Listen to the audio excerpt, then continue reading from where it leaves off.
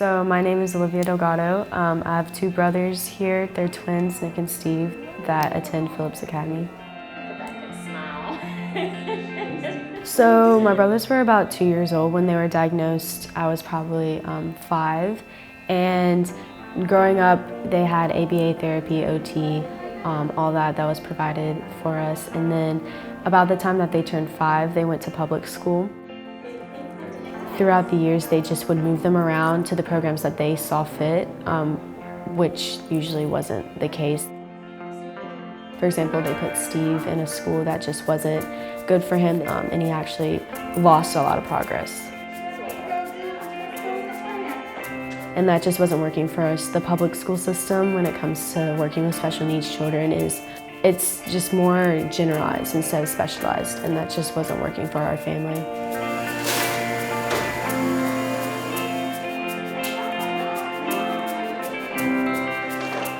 My name is Tanya Vasquez Soto.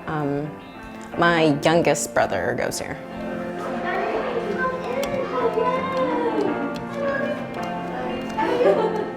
We're first-generation immigrants, so Danny's diagnosis was very shifting because in the Latin community we don't deal well with any kind of disabilities to go, so something that is deemed a disability but not really visible was extra hard. Prior to Phillips, they weren't bad, but they weren't actively helping. It was yeah, he's super sweet, we're just gonna let him chill, be on the computer. And it's well, he's not learning, he's not thriving, he's not being challenged.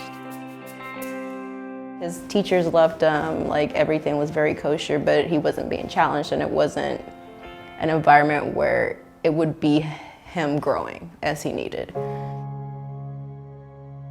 So my dad actually did some work for one of the founding families for the school, and he introduced us to the school, and we started the process. And it's been real night and day change from what he was getting to what he gets here. I got into special education because I have a younger brother who was born blind. I have two brothers, but that was how I got into special education. It kind of just naturally came into my life. I got to see my mother and father tirelessly work, for him to get everything, he deserved in life. So seeing that at a young age, it was kind of normal for me, and it was kind of just an easy transition. That's kind of what I wanted to do at a young age. The one thing that crushes me as a teacher and as someone with a family member with special needs is just seeing families struggling looking for the right answer. Because they'll talk to teachers, school psychologists, therapists, any supports that they have for their family or for their son or daughter, and they're just looking for the right answer.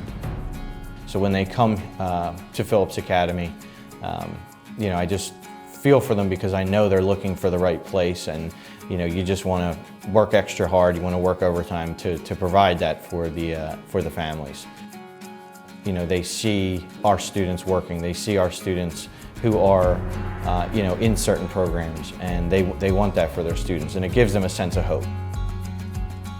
The common theme that I think of with JP whenever I hear him talk about Phillips Academy is that he is constantly empowered every time, whether it's learning how to count change or a new job skill and learning how to interview or all of the coffee. He just constantly feels like he has life in front of him, and it's really, really fun to hear that he knows how able he is to do so many things.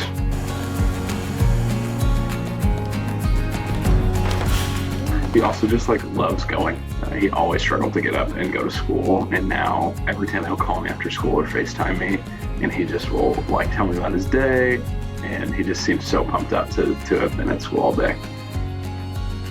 For me, the biggest shift and just change is picking him up from school, the conversation, that after school conversation that's so normal for neurotypical people, that it's just yeah, I did this, I did that, I did that. To him it was hey Danny, what did you do? Nothing.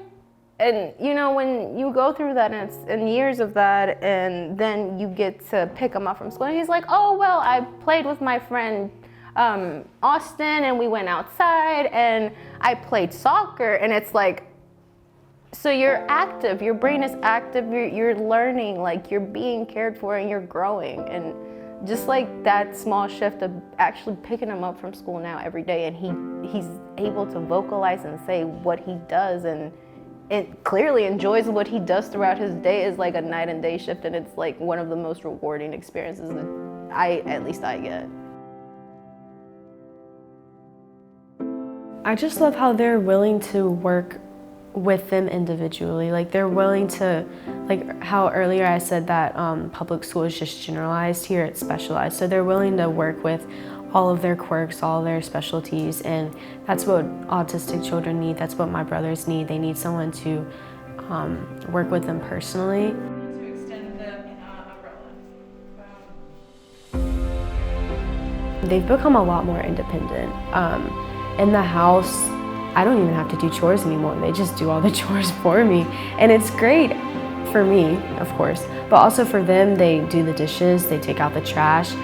Before we moved neighborhoods, they would actually take out the trash for everyone on our street. Like sometimes they would even, our neighbors would pay them or give them gifts every once in a while on the holidays, and that's life skills, you know. They're 12, 13 years old when they're doing this, and they're getting paid for a job. And that's all influenced by Phillips Academy. So he had been thinking about different kind of jobs that he could do. My mom, sister, and him were going out to dinner and went to this pizza restaurant. And JP went to my mom and said, Mom, I want to work here. But I think that JP went in to like go get a refill of his drink, and he came out with the owner, and the owner was like, I want him to work for me. I think that because of the Workday Wednesdays, JP was thinking about jobs, and he had the confidence to do it and to ask about it. For me, it's the independence. Like, he's changed a lot to me. He's learned how to do a lot of things on his own. Instead of asking his father to do it or his mother to do it, it's, can I do this, you know? Like, he's my twin brother, and I'm always going to look after him, but knowing that he's 2 hours away in really great hands, and that he's constantly being told how much he can do. Like, he's not put in some box. He's being taught really awesome life skills and being very empowered constantly. And that's like all I can ask for as a twin brother.